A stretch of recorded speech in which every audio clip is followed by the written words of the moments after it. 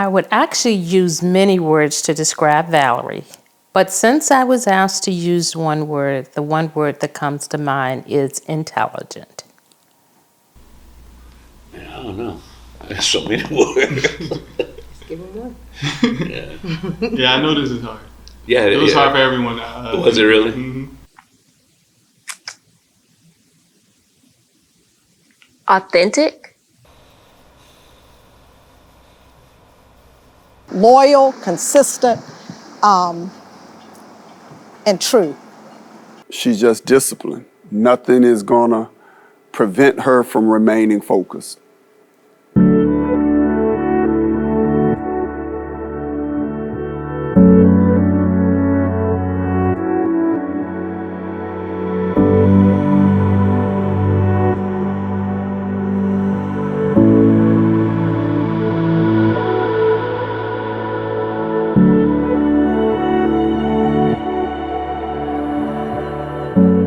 My name is Barbara Cooper Jones. I am a Chief Information Officer for a government corporation.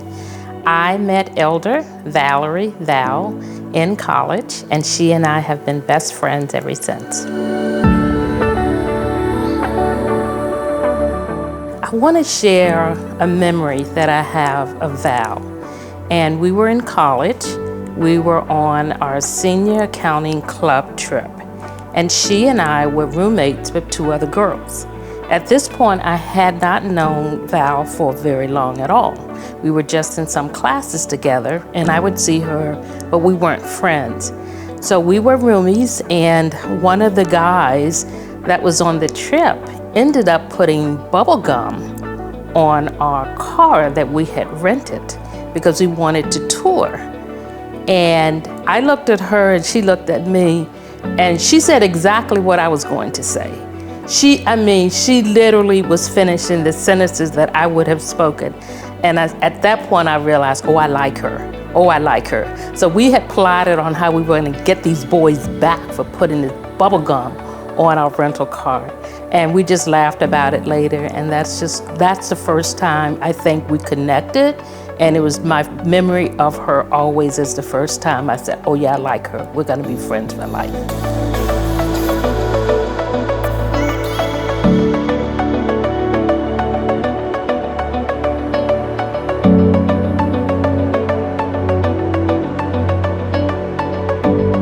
First of all, Val, she's super smart. She thinks ahead. She's strategic. She has excellent communication. She thinks on her feet. She thinks out of the box. She's innovative. She's creative. And I just think she's just very intelligent. We actually share the same virtues. So that's why I can call those things out. But I also think she's just a high quality individual. And she has many, many good qualities all wrapped together. And she utilizes those qualities in a very, very good and positive way.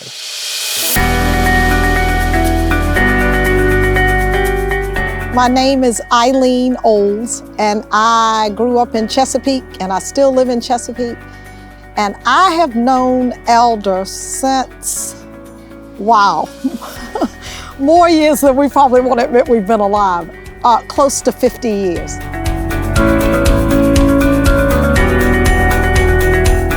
And you know, old friends are the best. You know, and like you said, not too many people have friends through different decades in their lives and then just different phases. And we seem to have made it through a lot of phases and a lot of years. One big thing we have in common now, like I said, I've known her for a long time, but one big phase that we share is that we both are in positions where there's a public self and there's a private self. And even though we're there for a whole lot of people, and you know, a lot of people need the service or the attention, there's also a degree of isolation. And I would say, again, having that similar need to, you know, be ourselves. Sorry, I didn't mean to to be able to be ourselves and not having to put on the public persona is big.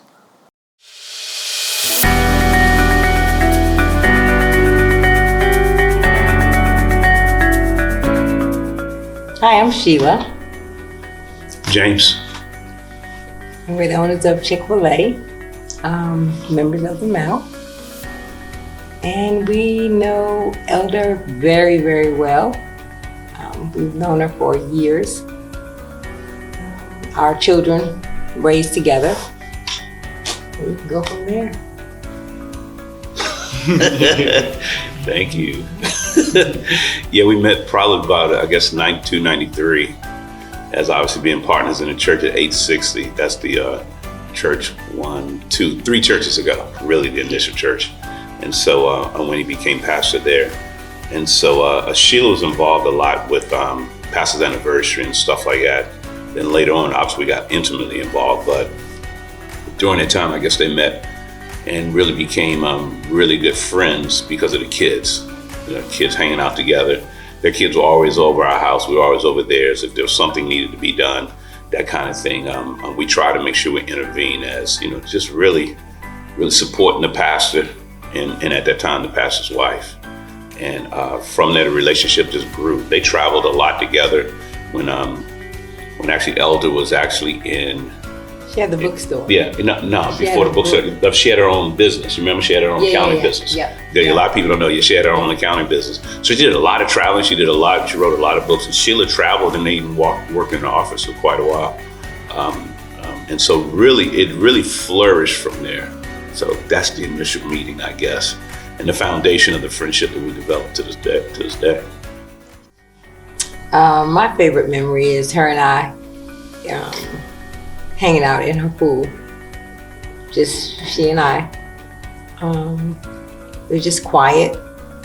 We don't have to have a conversation when we're hanging out. We can just be who we are, silent, just relaxing, speaking on personal matters. Just that time together. Okay. And that's good. I think mine is just family gatherings. She becomes the matriarch, and even though there are other women there, she becomes the matriarch, and she just has a moment of ability to just command the moment. And I remember one time we were playing a game. I don't know what, because we play so many games, and I don't know which game this was. And we were just joking on it. Somebody got really mad. It went on and on because we were just attacking viciously. I don't know what it was. I cannot remember, but I can remember the moment. And she's like, "Come on, y'all. No, we're not going to." Mama spoke. Big Mama spoke, and it was like, boom, everything just started all over. Mellowed out. Yeah, mellowed out, easy. Yeah. So I remember that from her.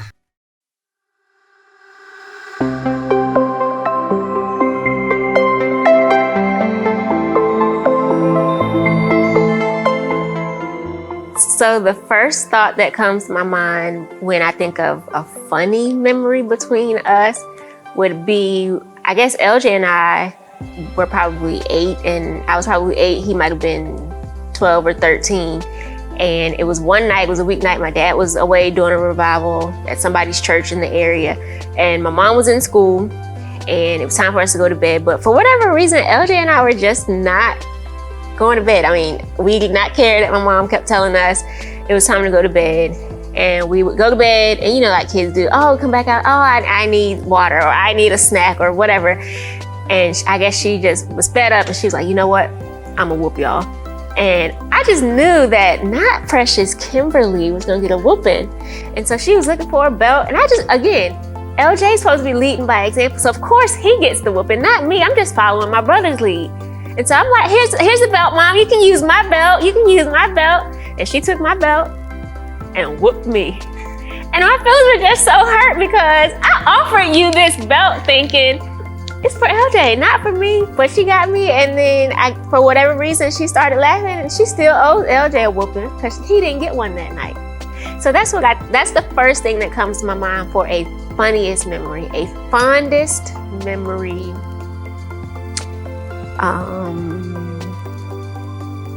Let's come back to that one.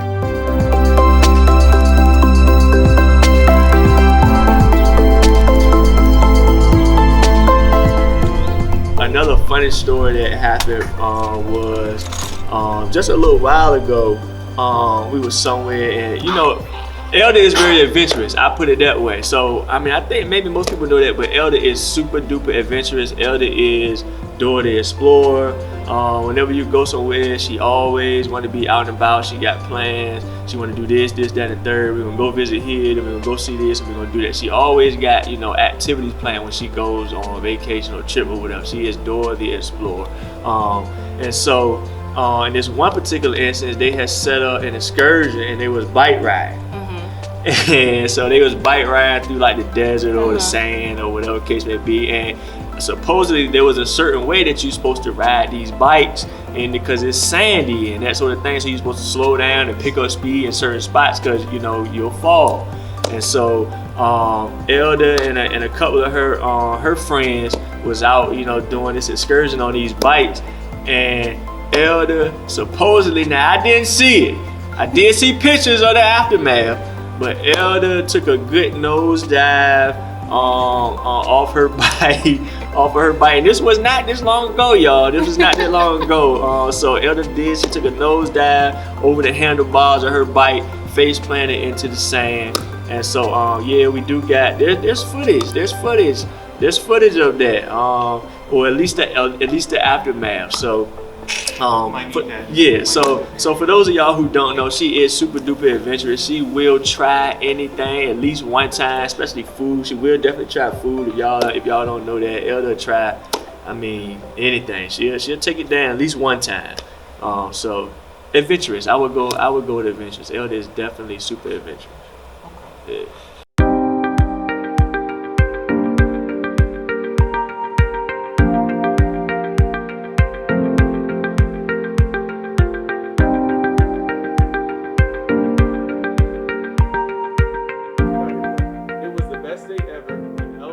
Married me.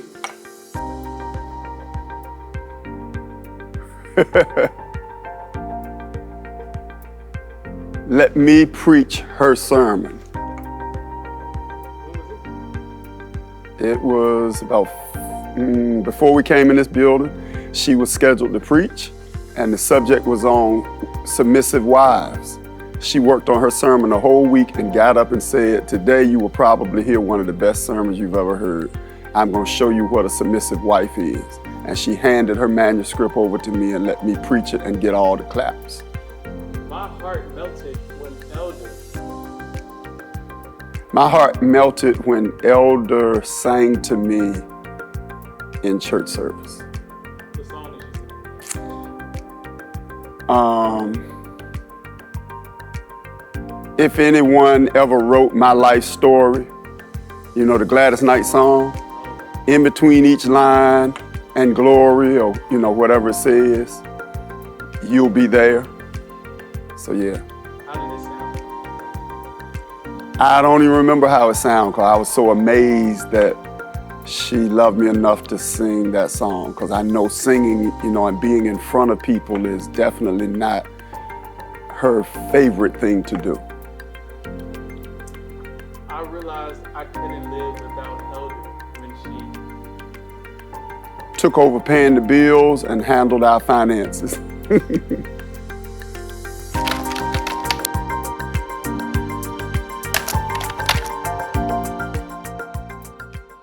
But it's one characteristic that Elder has that Bishop Kim Brown couldn't live without.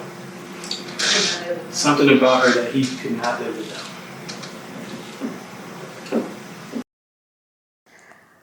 I think the one thing or characteristic that Val has that Bishop, I call him Kim, can't live without is Val's forward thinking. And the reason I say that is because she just doesn't look at where things are today. She looks at where things need to be and she plans how to get there, and she's very methodical, and she's very strategic about that. And I think that is an asset that, first of all, few people have, and I think she has it, and I think she exploits it all in the right way, and I think the bishop and the church benefits from it. Well, let me say this first. I remember the day she met him. And I'm not going to tell you what we talked about, but from that point, and she was very successful already. But I would say he, forgive me y'all, but he couldn't make it without her support. That's my opinion. He could not live without her, I'm gonna use the word drive, but I'm gonna, I guess, undergird it with the word faith, because I think it's because of her faith that she has the drive that she has. And it's because of that characteristic that she's able to continue to push him into where he needs to be, where God has called him to be. Because I think it gives him the courage, the confidence, knowing that he has such a strong woman behind him that no matter how tough it may get, I'm gonna be there with you through the whole situation. Whatever comes our way, I'm standing by your side, I got you. And so I think that that would be the characteristic that he wouldn't be able to live without. I think selflessness. Selflessness. Meaning what? She always puts him first, you know, or her children first. And I know most mothers do that anyway, but it's a difference when it's a bishop or a pastor, because the family becomes the congregation. So she's always putting herself last, you know, when it comes to him and the congregation.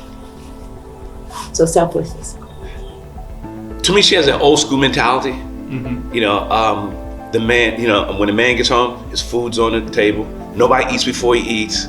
You know, he only gets, you know, that's his chair. You know, those kind of things. And man, that's incredible to think in this day and age that somebody literally exists like that. You know, but for me, it's her sense of humor and her laughter. She has the ability to light up a room when she laughs. She does. Her laughter is so contagious and so infectious that when she laughs, first of all, when she laughs, she just cries. I mean, it's just that heavy.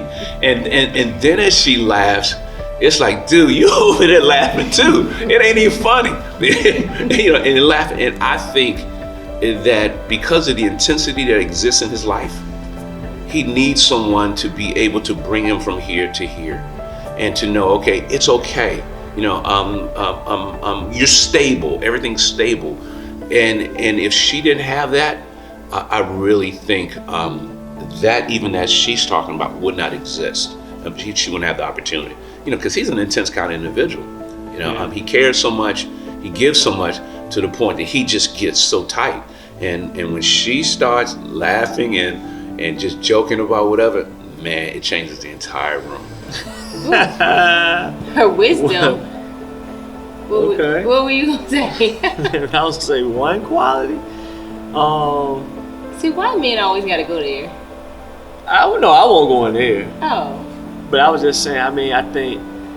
I don't know. I think I would have a hard time naming. I think one quality that she has that he probably couldn't live without. I mean, she's like a all around. Yeah, I mean, but I think when you think wisdom, about finances, wisdom, right. The wisdom that she does. Yeah, but I think that applies in all areas. Like, it's unmatched. Like, in finances. So that's true. And So we can boil it down to wisdom, and it covers everything. Yeah, exactly. So that's our final answer? I would say that's final answer. Yeah, our final answer, we're going with wisdom.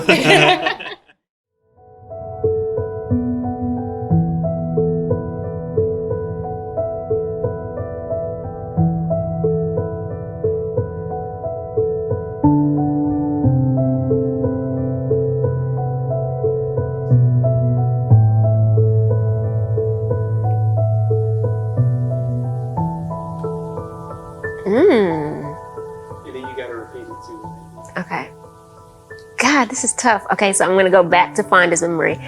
I think the fondest memory, I have a lot of fond memories of my mom, but I think by the time everybody sees this, it will be us going out and doing wedding dress shopping for my wedding, because it's just gonna be the two of us. Oh, dang, I'm about to cry. It's just gonna be the two of us, and I think both of us have anticipated this moment for so long. So it's gonna be really special. I already know, even though it hasn't happened, even in the planning and, preparation for this weekend, I think it's gonna be, one of the fondest moments, a great mother-daughter opportunity.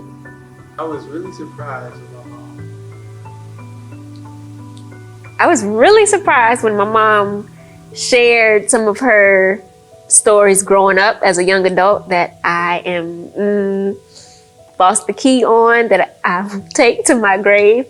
But it was great to hear her share those stories and, be able to relive and understand that she's been my age and has definitely experienced and enjoyed life for sure. Happy birthday, Val. Happy birthday, my first lady. Happy birthday, Elder. I just want to say I'm so happy to be a part of your life. I'm glad God crossed our paths. And I want to wish you the best year ever. Even though we're in this pandemic, it still has been a great year. Thank you for being there for us all the time. And I just want to say I am so happy to be a part of this process to wish you a happy birthday. Love you dearly. Happy birthday, Val. Happy birthday, Elder. I want to thank you for all the time and energy, inspiration you've given all of us. And it's been good to know you. It's been good to getting to know you. It's been good to be a part of your life and have you a part of our life. Just want to say happy birthday. Want to wish you many more. Look forward to our time sitting down talking again about finances, growth, people, just the things that you have talked to us about, inspired us to do. Just want to say thank you. Happy birthday. And I love you as much as a brother can, as much as Bishop will allow me to. We love you. Take care. Happy birthday. Val, I just want to say you are a friend for life. I am glad that my physics major didn't work out in college and I switched to accounting. Had I not done that, I would never have met you. I would never have met your family. And certainly, your youngest, Kimberly is your youngest child, LJ, and my youngest child, Marcus, are actually 6 weeks apart. We were pregnant at the same time, and that was really cool to hang out and push the strollers and do all of that. So you have been a friend for life, and I hope that we will continue to cherish the wonderful memories and that our children will now build more memories and their children will build more memories, and this relationship just will continue between our family and your family. So have a wonderful, blessed birthday. Happy 65th. You got there before I did. We'll talk again soon. Well, we just wanted to say happy 65th birthday, Mama. We love you so much. Can you believe you are 65? Do you feel like it, girl? Well, you don't look it.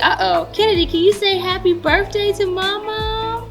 She's just looking. Anyway, we love you so much. I remember us having the conversation not too long ago about you retiring and how I just felt like you can't retire yet because you have so much still to offer the world. And I don't even work at the church, but just knowing your level of wisdom and just how much of an inspiration you are to so many, I just feel like there's so much still for people to learn through you, your wisdom, just who you are. So again, on this 66th birthday from Kennedy, from the boys and I, from your son, I mean, we are just so honored to have you in our lives.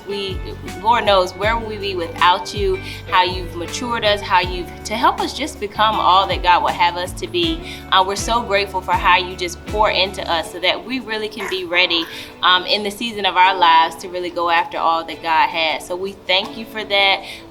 Thank you again for being such a trailblazer. Thank you for being an inspiration. Thank you for being a role model. Thank you for just being you. We've had those difficult conversations and we didn't always like them, but it always comes back that Mom was right and that we needed to hear what you had to say. So again, we hope that this birthday is nothing short of amazing, and that you just live in all of God's abundance, His prosperity, and just everything that He will have for your life. So we love you on this birthday, and we look forward to celebrating with you. Happy birthday, Val. I can't believe that you're about to have this milestone birthday. In so many ways, I still see you as that that teenager when we were at Indian River High School. But I just am so proud of you. I wish you many, many more. And of course you know this, but I love you. Happy birthday. So, Mom, listen, this is LJ. You already know that. Your best and favorite son that you could ever have, man. But listen, I had to just really come through and holler at you and tell you, Mother, how much I love you, how much I appreciate you, how much I thank you for, all the things that you've done, helped me and mold me into the man that I am. I thank you for being a trailblazer. I thank you for, again, your willingness to always go after the things that God has given you. I thank you for just being who you are and doing what you do. Again, I always tell you guys that I have always been a vicarious learner. So I just thank you for the example that you've always set in front of me and allowed me to see and watch, because I really do think it's helped me to become the person that I am today. Thank you for all that you do for me, Keisha, the boys, the family, man. Look, Kennedy was just born and you hit us up talking about, hey, what's Kennedy's social security number and this, that, and the third, so you can already start setting stuff up, because that's just the type of mother and woman and grandmother that you are. So again, I appreciate you for all you do, not only for just me, but my entire family and our entire family. And so happy birthday once again. 65 years young. I can't believe it. Man, it's been an amazing journey. And listen, I could not ask for a better mom. I love you so much. And once again, Mom, happy birthday. Hey, Mommy. I hope that this birthday is memorable. I'm so excited that God chose you to be my mom, chose me to be your daughter, and I just pray that God continues to give you lots of health and strength for many, many, many, many, many more years to come, so that my children can experience the greatness that is you at the level that I've been able to experience you. And you know how much you mean to me. I wouldn't be who I am without you. And I'm super excited to turn up and celebrate you this year. And hopefully we can party like you used to party with Aunt Barb back in the day. Probably not to that level, but we still gonna have fun. I'm excited. I'm excited to celebrate you, and I love you. Happy birthday. I just wanted to say to my confidant, my friend, my lover, my spouse, my wife, that God truly blessed me when He gave me you. You have been literally everything that I needed from a wife. And I'm sitting here remembering the night in which I was getting ready to black out and you were taking care of me. You were literally wiping my head because I was sweating. And I looked up at you and said, I think I'm getting ready to die, but I want you to know you have been a great wife. And I'm proud of the fact, I'm excited that today I'm healthy, but the sentiment is the same. You have been a great wife. I really believe that if I could, Webster's dictionary, when it says wife, there would be a picture of you. When it says great wife, there would be a picture of you. I am tremendously blessed by God. I don't know what I did to deserve to be able to spend my life with you.